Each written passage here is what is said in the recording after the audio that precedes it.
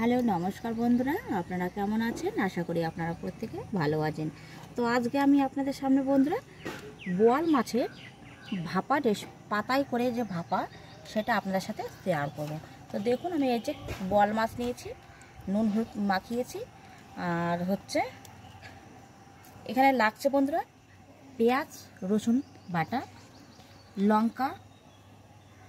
লঙ্কা বাটা, আদা জিরে বাটা, নুন হলুদ, 3টে শুকনো লঙ্কা, কাঁচা লঙ্কা চেরা, তেল। আর আমি এখানে ধনিয়া বাটিনি বন্ধুরা, আমি ধনিয়ার যে প্যাকেট গুঁড়ো সেই প্যাকেটটা আমি অ্যাড করব। তো চলুন আমি কিভাবে মাখি আপনাদের দেখুন। এই যে প্রথমে আমি পেঁয়াজ রসুন বাটাটা নিয়ে নিচ্ছি, তারপর নিচ্ছি লঙ্কা বাটা, তারপর নিচ্ছি আদা জিরে বাটা, নিচ্ছি কাঁচা চেরা লঙ্কা। আপনারা যে যেমন ঝাল খান বন্ধুরা সেইভাবেই আপনারা ঝাল দেবেন। তো দিচ্ছি স্বাদ মতো নুন,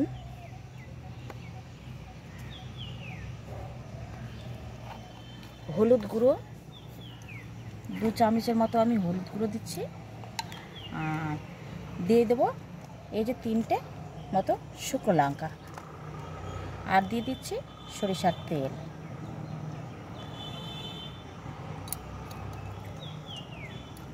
এখন আমি দিয়ে দিচ্ছি বন্ধুরা প্যাকেটের যে ধনে গুঁড়ো সেটাকে আমি অ্যাড করব।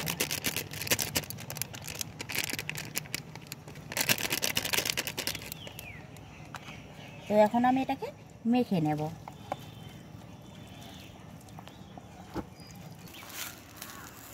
তো এই যে বন্ধুরা আমি কলা পাতাটাকে বন্ধুরা এই যে দেখুন, এই যে নরম হবে আর ছিঁড়বে না মাছটা দিলে পরে।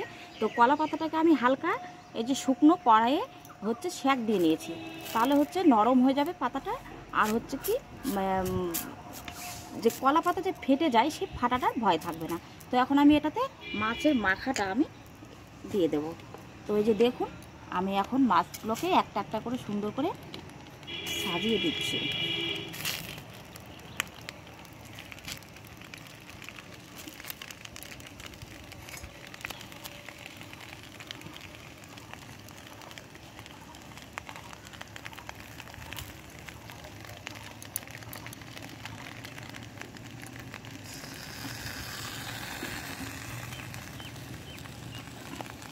তো এখন আমি এই যে আমার মাছটা পুরো দেয়া কমপ্লিট হয়ে গেছে বন্ধুরা।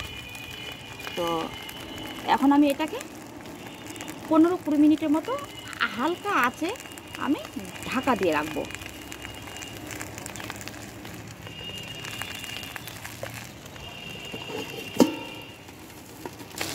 তো এই যে বন্ধুরা দেখুন, কলা পাতাটা এখন আমি নিয়ে নিচ্ছি, নিয়ে সুন্দর করে এইভাবে দিয়ে এখন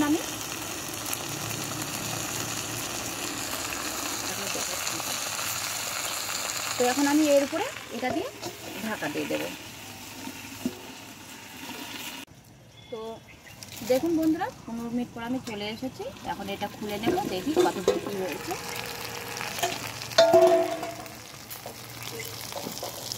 তো দেখুন বন্ধুরা তেল ছেড়ে দিয়েছে, খুব সুন্দরভাবে এক পিসটা হয়ে গেছে। এখন আমি কি করব বন্ধুরা, আরেক পিসটা উল্টে দেবো। তো আমি এটাকে হালকা একটু নামিয়ে নেব, দিয়ে তারপরে আবার দেখাচ্ছি।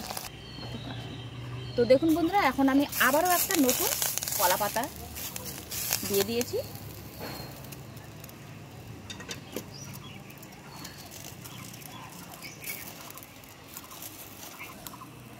এক পিসটা আমি আবার উল্টে এইভাবে পাতাটাকে দিয়ে দিয়েছি। তো আবারও আমি 5 মিনিটের মতো একটু ঢাকা দিয়ে দেবো। তো দেখুন বন্ধুরা 5 মিনিট হয়ে গেছে। দেখুন খুব সুন্দরভাবে দেখুন এই যে মাছটা একদম এই যে সেদ্ধ হয়ে গেছে, মশলাগুলো গলে গেছে খুব সুন্দরভাবে। তো এখন আমি এটাকে নামিয়ে নেব। তো এই যে দেখুন বন্ধুরা কলা পাতায় বোয়াল মাছের ভাপা রেসিপিটা কমপ্লিট। তো আপনারা অবশ্যই এইভাবে বাড়িতে বানিয়ে খেয়ে আমাকে অবশ্যই জানাবেন যে কেমন হয়েছে।